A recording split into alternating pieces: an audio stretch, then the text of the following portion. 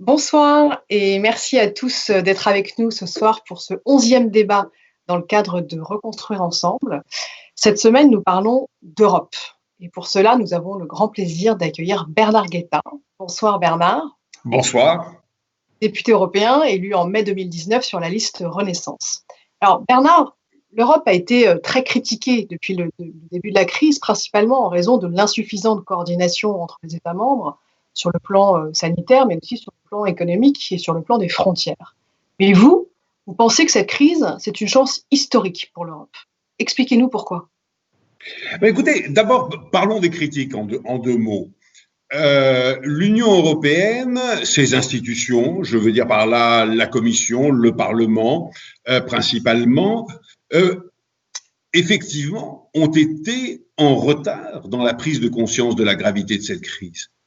Ont-elles été, ces institutions européennes, plus en retard que les gouvernements nationaux européens? Je ne le crois pas. Ont-elles été plus en retard que M. Trump, M. Poutine ou M. Xi en décembre et janvier dernier? Non seulement je ne le crois pas, mais bien au contraire, il y a eu un moment de flottement parce que les institutions européennes ont été débordées par la nouveauté de la chose. Elles n'en ont pas pris conscience immédiatement. Ben oui, c'est un fait, il est regrettable. Est-ce qu'il est tellement scandaleux? Je ne le crois pas. Il est déplorable, scandaleux? Non, je ne le crois pas. Alors maintenant, qu'est-ce qui s'est passé une fois que les institutions européennes ont pris conscience de la gravité de la situation? Bien, là, les réactions ont été absolument spectaculaires. Il nous a suffi de quelques heures pour que la Commission décide de suspendre les critères de Maastricht. Vous savez, les plafonds au déficit et aux endettements des États. Or, depuis l'adoption du traité de Maastricht, ces plafonds constituent l'objet des principales critiques adressées à l'Union européenne. Eh bien, ça s'est fait en quelques heures et aucune des capitales des États membres n'a protesté. C'est-à-dire que ce qui était effectivement, à mes yeux en tout cas, parce que je partageais ces critiques, une erreur politique grave, eh bien, paf, on a balayé ça. Là-dessus, deuxième critique adressée à l'Union européenne depuis très très très longtemps, l'absence de réelle dimension sociale de l'Union européenne. En quelques heures, la Commission décide de mettre sur la table 100 milliards d'euros, je dis bien 100 milliards d'euros, pour soutenir les gouvernements des États membres dans leur financement de ce que l'on n'appelle plus le chômage partiel, mais l'activité partielle. L'expression est d'ailleurs bien meilleure. Et puis là-dessus, déclaration commune de la présidente de la Commission et du président du Conseil. Le Conseil, on le rappelle, c'est la réunion des 27 chefs d'État et de gouvernement de l'Union, parlant de la nécessité d'une politique industrielle commune. Et là, on commence à réfléchir. Et on se dit, mais enfin, depuis grosso modo 1 an, les tabous, des tabous aussi importants que les tabous sur l'idée d'une défense européenne, l'idée d'une politique industrielle commune, l'idée d'une affirmation politique de l'Union européenne sur la scène internationale, ces tabous étaient tombés grâce à M. Trump. Grâce à M. Trump, qui nous avait dit que le parapluie américain, c'était plus une certitude absolue, premièrement, et qui nous avait dit qu'il nous considérait, nous, l'Union européenne, nous, les 27 États membres de l'Union européenne, comme des rivaux économiques qu'il fallait mettre à genoux. Et les États membres, à ce moment-là, avaient commencé, ça ne date pas de la pandémie, bien avant, avaient commencé à se dire, il faut resserrer les rangs, oui, effectivement, jeter les premières pierres d'une défense européenne, oui, affirmer l'union sur la scène internationale. Arrive la pandémie, et on ajoute à cela les emprunts communs. Les emprunts communs, c'est-à-dire, vous prononciez ces deux mots il y a encore 5 mois dans les couloirs du Parlement, de la Commission ou du Conseil européen, c'était l'insurrection. Encore ces fous de Français qui se croient encore au temps de Louis XIV et de Colbert, voire du général de Gaulle, encore plus invraisemblable. Nous, les Français, nous étions totalement isolés sur ces positions. Eh bien, brusquement, emprunt commun, ça ne pose plus de problème. Alors, on dit, mais comment les Européens sont plus divisés que jamais, puisqu'il y a ces 4 pays, dit les frugaux, d'autres disent les radins, moi j'aime bien dire les radins aussi, mais enfin bon, disons les frugaux pour l'instant, qui disent non, non, non, non, il ne faut pas qu'il y ait des donations faites aux États membres pour soutenir leur effort de reconstruction face à la pandémie. Non, il faut qu'on leur prête et qu'ils remboursent. Oui, c'est effectivement un grand, grand débat. Mais est-ce qu'on se rend compte que tout le monde est d'accord pour que nous empruntions en commun? Et personne n'était d'accord pour que nous empruntions en commun il y a 3 mois. Alors vous voyez que en 3 mois de pandémie et 3 années de M. Trump, tout a bougé dans l'Union européenne et tout a bougé, je crois, à mes yeux, dans la bonne direction, c'est-à-dire dans la direction de l'affirmation d'une union politique. Alors, Bernard, vous parlez souvent du consensus de Bruxelles, justement pour marquer cette nouvelle étape et l'avènement justement de cette union politique. Et si je comprends, c'est un troisième moment qui vient après le marché commun et le traité de 57 et puis l'union monétaire. Donc, on rentrerait dans cette nouvelle ère et le consensus de Bruxelles est un terme qui fait référence au consensus de Washington qui marquait justement l'avènement des politiques libérales ou néolibérales des années 80. On va voir comment justement les frugaux se comportent par rapport au plan de relance. Alors ce consensus, vous l'avez évoqué, comprend notamment l'harmonisation de la fiscalité, des politiques sociales. Les disparités entre les 27, elles sont encore extrêmement importantes sur le niveau Bien sûr. de position ou sur les niveaux simplement des salaires minimums. Est-ce que ce consensus de Bruxelles, vous l'envisagez à 27 ou est-ce qu'il est plus vraisemblable d'envisager qu'il peut être mis en œuvre dans une Europe resserrée? Est-ce qu'il n'est pas temps, justement, à l'heure de l'avènement de l'Europe politique, de créer cette Europe à plusieurs vitesses ou cette Europe des cercles, justement, pour permettre à ceux qui le souhaitent d'avancer plus vite que les autres, en l'occurrence plus vite que ceux qui s'opposent justement aujourd'hui au plan de relance et justement à ce tournant post-libéral. Il y a 2 questions dans votre question unique. La première question, c'est est-ce qu'il y a réellement un consensus de Bruxelles? Et la deuxième question, c'est est-ce qu'il vaut mieux marcher vers une Europe des cercles qu'une Europe de l'unanimité? Alors commençons par le consensus de Bruxelles. C'est une expression un peu polémique que j'ai inventée. D'accord. Pourquoi est-ce que j'ai inventé ça? Parce que depuis 40 ans, on parle du consensus de Washington, qui a effectivement existé et qui était un consensus en vérité entre qui et qui? Entre le Fonds monétaire international, la Banque mondiale et le Trésor américain. Excusez du peu. Le FMI, la Banque mondiale, le Trésor américain, c'était pas rien.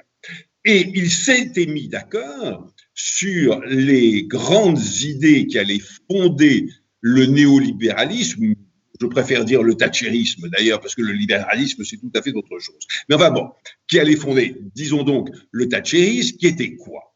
Qui était trop d'impôts tue l'impôt fondamental, donc baissons les impôts. Baissons les impôts et donc baissons l'investissement public. Et donc baissons la redistribution. Deuxième point absolument fondamental aussi, l'État n'est pas la solution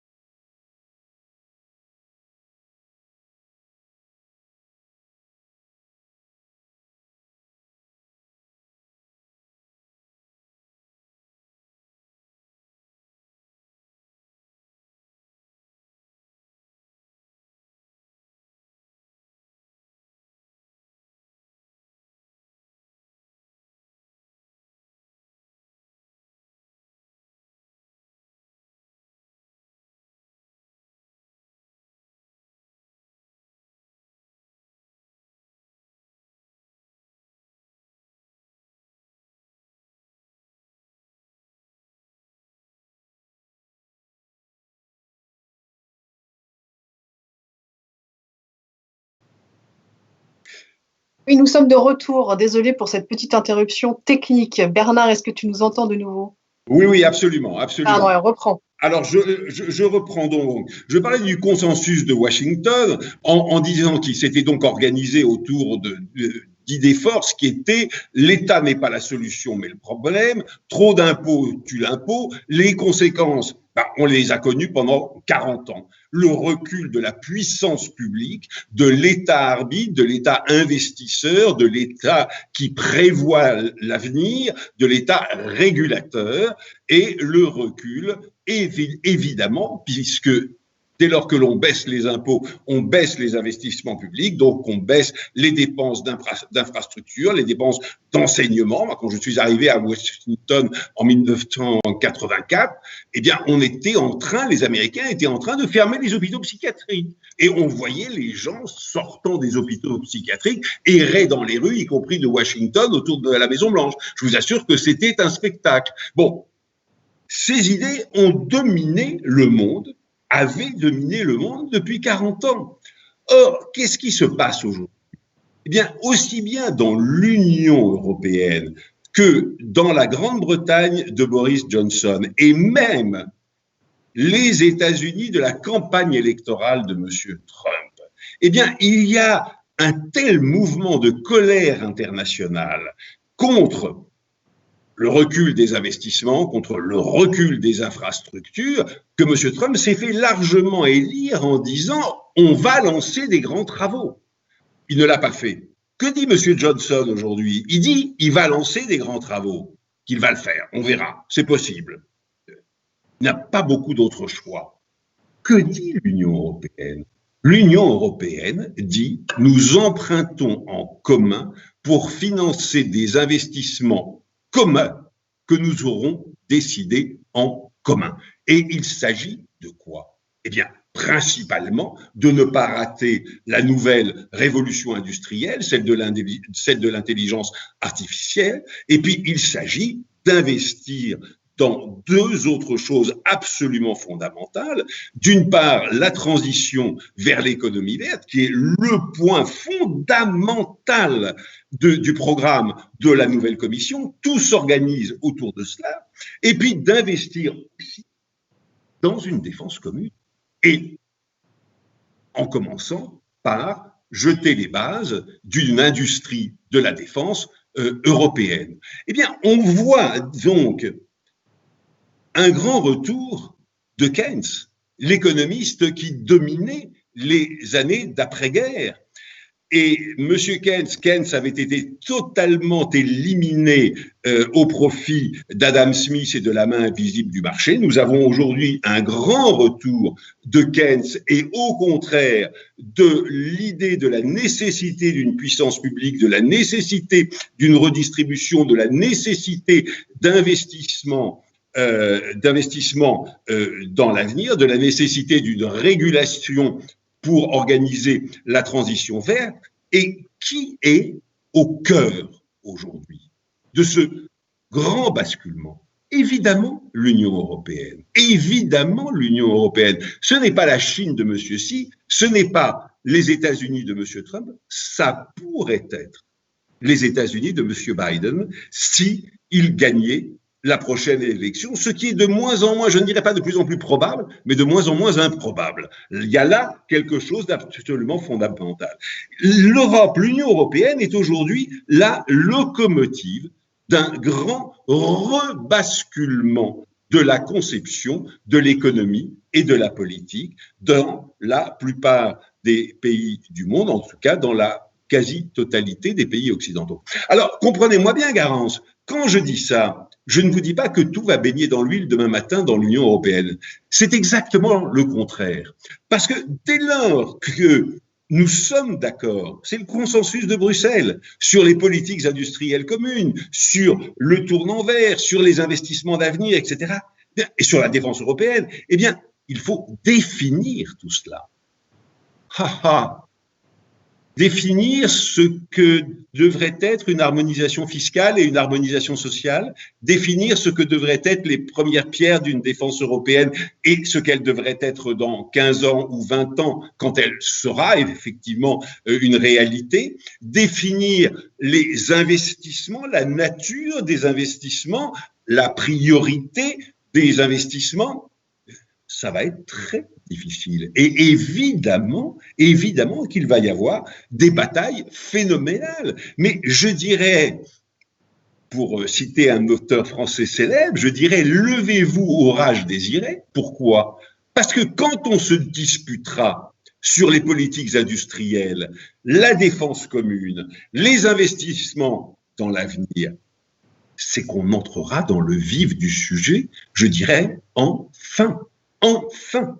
Et c'est pour ça que je tiens pour ma part, je ne suis pas le seul à défendre cette idée, mais nous ne sommes pas très très nombreux. Je tiens à cette idée qu'on entre peut-être, probablement, dans le troisième moment fondamental de l'histoire de l'unité européenne. Le premier avait été évidemment le marché commun, le traité de Rome, 1957. Le deuxième plus important, naturellement, avait été l'instauration de la monnaie unique. Le troisième, peut-être, eh bien, les premiers pas d'une union politique. C'est tellement vrai, Garance, que beaucoup de gens dans l'Union européenne, dans les extrêmes droites et dans les droites de la droite, hurlent en ce moment, mais hurlent littéralement, en disant mais ce projet franco-allemand soutenu par la Commission et même amplifié par la Commission, mais c'est les premiers pas déguisés vers l'abomination des abominations, c'est-à-dire une Europe fédérale. Ah, bah écoutez, moi, je le souhaiterais, je l'aimerais bien, parce que je suis un fédéraliste.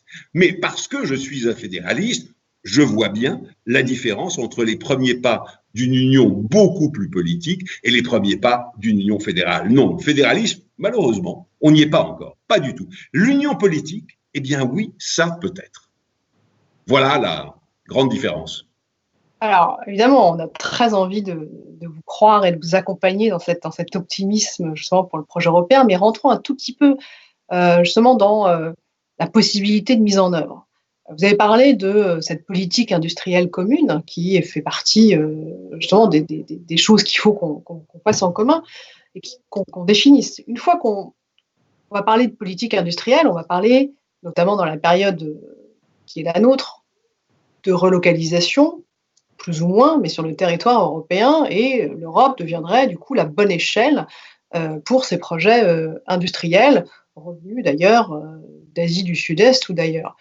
Est-ce qu'il n'y a pas un risque dans la définition de cette politique, justement, de créer des nouvelles batailles entre différents pôles, justement, de l'Union européenne, entre l'Est et l'Ouest, pour être concret, et est-ce que l'Est ne serait pas les grands gagnants, les pays de l'Est de l'Europe, les grands gagnants de ces relocalisations, mettant justement en risque cette nouvelle unité que vous appelez de vos voeux? Écoutez, peut-être que les pays de l'Est où les salaires sont plus bas et pour notre plus grande honte collective où les protections sociales sont plus faibles sera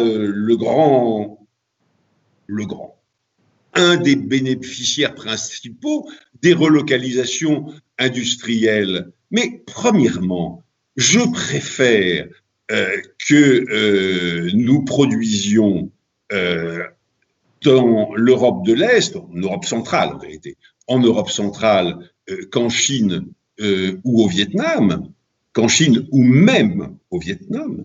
Évidemment que c'est préférable parce que à ce moment-là, notre souveraineté industrielle à nous Européens n'est pas menacée, mais au contraire confortée. Et deuxièmement, si ces relocalisations profitent à la Roumanie, à la Tchéquie, à la Pologne, qui devient d'ores et déjà, vous savez, un pays relativement prospère dans l'Union européenne. Hein. Il faut sauter de l'idée que la Pologne serait un pays pauvre et misérable. C'est un pays extraordinairement dynamique et dont le niveau de vie progresse constamment. Eh bien, si ces relocalisations profitaient à l'économie de ces pays d'Europe centrale, mais attendez, la contribution de ces pays au budget européen augmenterait, il me semble. Deuxièmement, les aides à l'infrastructure, au développement des infrastructures de ces pays ne devraient plus être aussi importantes qu'elles le sont aujourd'hui. Et donc, ce serait, à tout point de vue, une solution gagnant-gagnant pour tous les pays membres de l'Union européenne. Dans un pays comme le nôtre, la France, si on dit que telle industrie va s'installer dans le nord plutôt que dans le midi, à Toulouse plutôt qu'à Strasbourg, est-ce qu'on dit, mon Dieu, quelle catastrophe, c'est abominable, pour la France, ça va contribuer à son éclatement, etc. Ben non, non, on se réjouit qu'il y ait des investissements dans d'autres pays. Il faut se réjouir qu'il y ait des investissements, des relocalisations, en l'occurrence, dans les différents pays de l'Union européenne, pour le plus grand scandale de nos extrêmes droites, j'allais dire, dans les différentes régions de l'Union européenne. Mais ne répétez pas que j'ai dit ça provoquerait un scandale absolument épouvantable. Alors, pour changer un tout petit peu là de sujet, on a un peu parlé du rôle que vous attribuez en tout cas à M. Trump dans la capacité des Européens à refaire un peu Europe, comme on pourrait dire, et en tout cas à participer à l'avènement de ce nouveau moment de l'Europe. On n'a pas beaucoup parlé de la Grande-Bretagne et évidemment de l'événement majeur de ces dernières années qui est donc la sortie de la Grande-Bretagne de l'Union européenne. Dans quelle mesure vous pensez que ça a joué un rôle et dans quelle mesure on peut envisager, à l'aune de ce nouveau moment politique, la relation future avec la Grande-Bretagne, qui n'est pas le plus grand apôtre, justement, de l'Europe politique? Écoutez, 3 choses rapidement. La possibilité d'un accord commercial avec la Grande-Bretagne sortie de l'Union européenne, ça me nuise à vue d'œil en ce moment. Je ne dis pas qu'il y aura un no deal, une absence d'accord. Je souhaite que ce ne soit pas le cas, mais on peut de plus en plus le craindre. Deuxième point. Monsieur Johnson et les partisans du Brexit disaient pendant toute la campagne référendaire, celle qui a mené à la victoire du oui au Brexit, sortons de l'Union européenne et nous allons jouer nos cartes seuls avec la Chine, les États-Unis et tous les autres pays du monde en défendant nos intérêts propres et non plus en inscrivant nos intérêts britanniques dans les intérêts communs de l'Union européenne. Ah bah oui, ça a séduit une majorité des électeurs britanniques. C'était complètement absurde parce que quand on négocie à 28 hier des accords commerciaux avec d'autres pays, on a un bien meilleur rapport de force que quand on est, même la Grande-Bretagne, puissance économique considérable. Mais enfin bon, ça avait séduit. Le résultat, c'est qu'aujourd'hui, la Chine et les États-Unis sont à couteau tiré. Ça ne s'arrangera pas, même si M. Biden arrive au pouvoir en novembre prochain. Le commerce international est ralenti. Et prenons l'hypothèse sinistre vraiment, où M. Trump serait réélu. Eh bien, il imposera à M. Johnson les conditions qu'il souhaite pour des accords commerciaux et la Grande-Bretagne sera terriblement perdante, parce qu'elle n'aura aucun rapport de force avec M. Trump. Imaginons maintenant que M. Biden soit élu. Eh bien, M. Biden, il voudra recoller les morceaux, rejeter des ponts, rebâtir des ponts au-dessus de l'Atlantique entre l'Union européenne et les États-Unis, et son dernier souci sera la Grande-Bretagne. Et en vérité, dans les 2 cas, ça me fait mal au cœur de le dire, parce que je suis plutôt anglophile. Non, pas plutôt anglophile, je suis très anglophile. Et je ne peux pas oublier le rôle de Churchill et le rôle de la Grande-Bretagne dans la guerre. Je sais que sans Churchill, Hitler aurait gagné la guerre. Je ne peux pas oublier tout ça. Je ne peux pas oublier que la Grande-Bretagne avait réinventé la démocratie en Europe et avait été la première à le faire.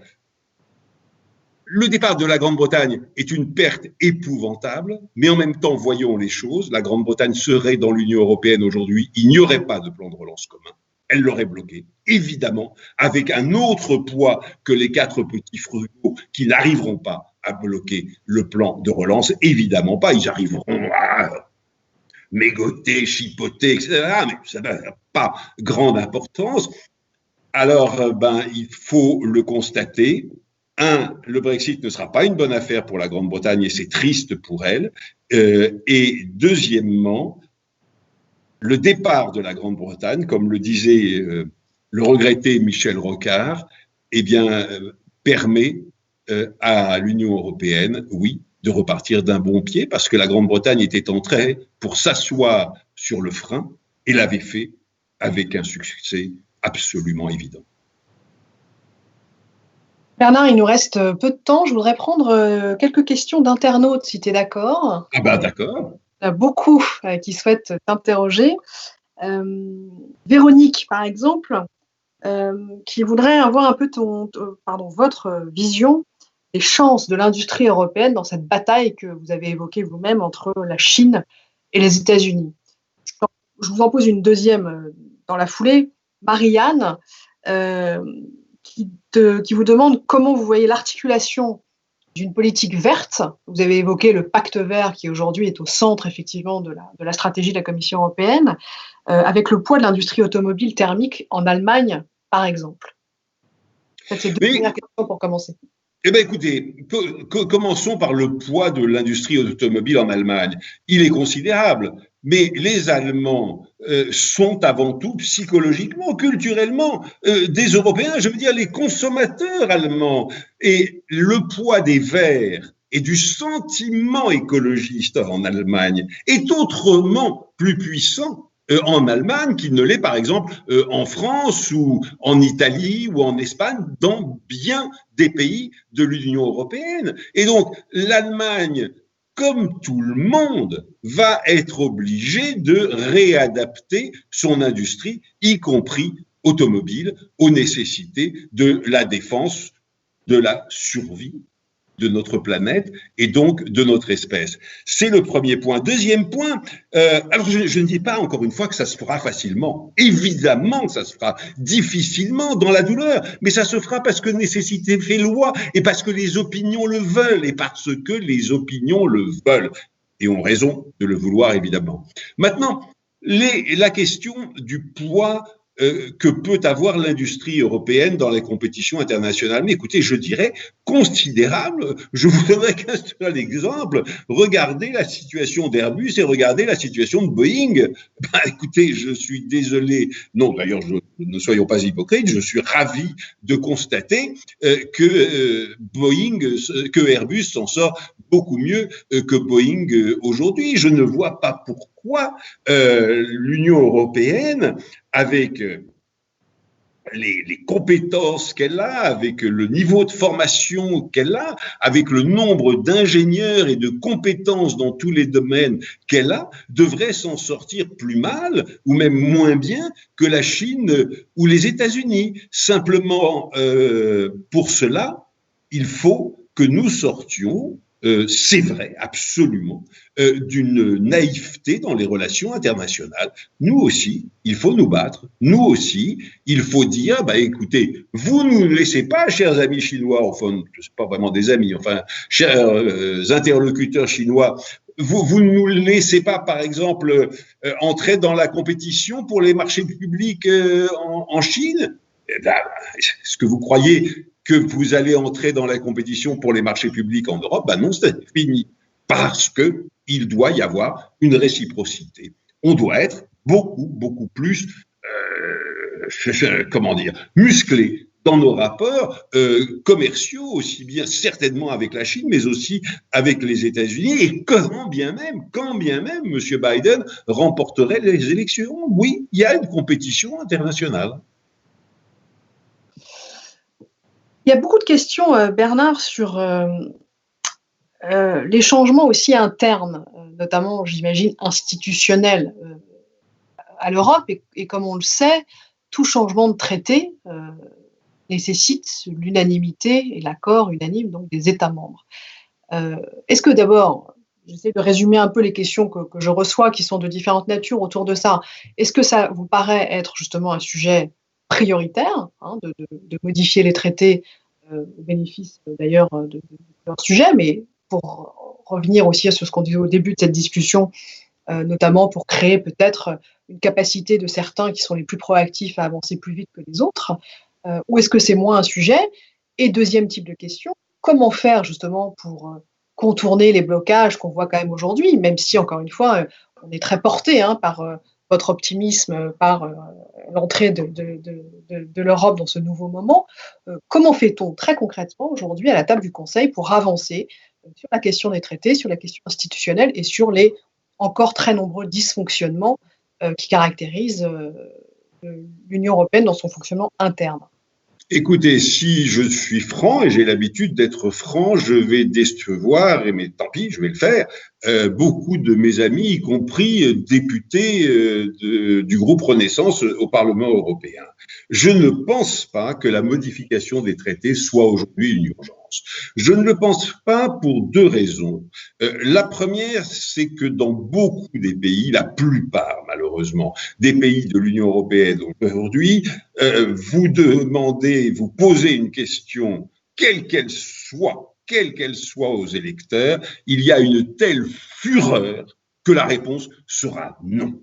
Que la réponse sera non, parce qu'on dit non à celui qui pose, à ceux qui posent la question, et non pas à la question elle-même. Première raison. Deuxième raison qui est beaucoup plus fondamentale. Nous nous lançons dans des choses totalement nouvelles dans l'Union européenne. Les emprunts et les investissements communs, la défense, les premières pierres de la défense. Je ne reprends pas la liste, on l'a déjà fait 2 fois dans notre discussion. On se lance dans des choses totalement nouvelles. Réussissons ces choses. Et si nous les réussissons, et j'espère bien qu'on le fera, à ce moment-là, les changements institutionnels viendront tout naturellement et il n'y aura plus cette colère dans les opinions publiques qui fait que, quelle que soit la question, la réponse est non à celui qui pose la question. Donc moi, non, vraiment, je ne me ruerai pas sur les changements institutionnels aujourd'hui. Est-ce que ça signifie qu'on abandonne le projet de conférence pour l'avenir de l'Europe qui était porté par la liste Renaissance jusqu'à la crise?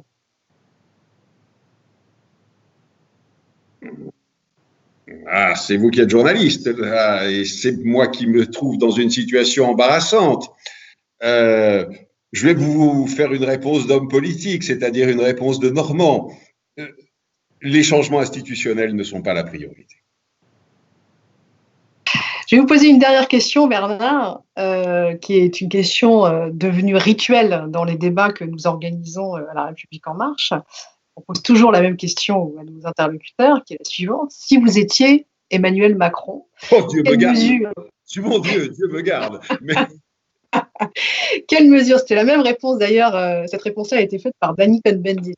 Ah oui, ça m'étonne absolument pas être Emmanuel Macron, donc je ne répondrai pas à cette question. S'il y avait une seule mesure à prendre en matière, on va dire très largement européenne aujourd'hui, quelle serait-elle? Écoutez, moi, si j'étais l'exécutif français, on va dire ça comme ça, je mettrais sur la table le plus rapidement possible des propositions très concrètes d'investissement dans tel et tel domaine. 1, 2, 3 domaines, et j'essayerais d'entraîner à la fois les opinions publiques, les autres gouvernements et les institutions européennes.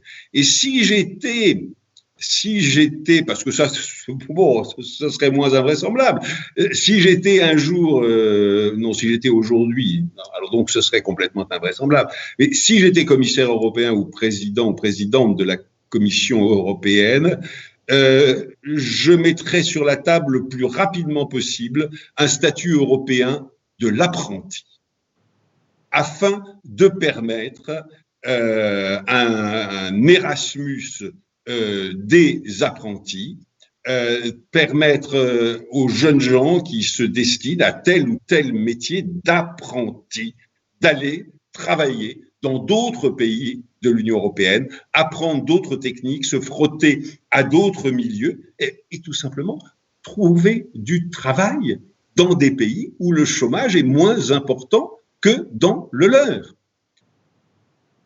Oui, vraiment, je trouve que la Commission devrait s'atteler à cela.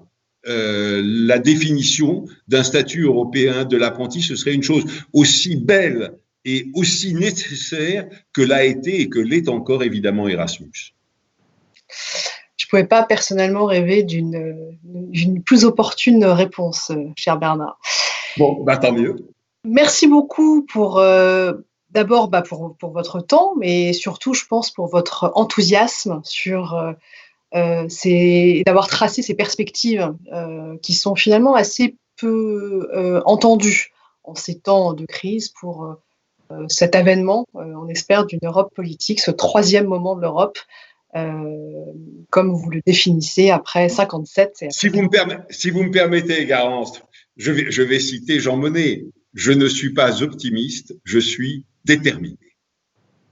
Merci Bernard, à bientôt. Merci à tous. À bientôt.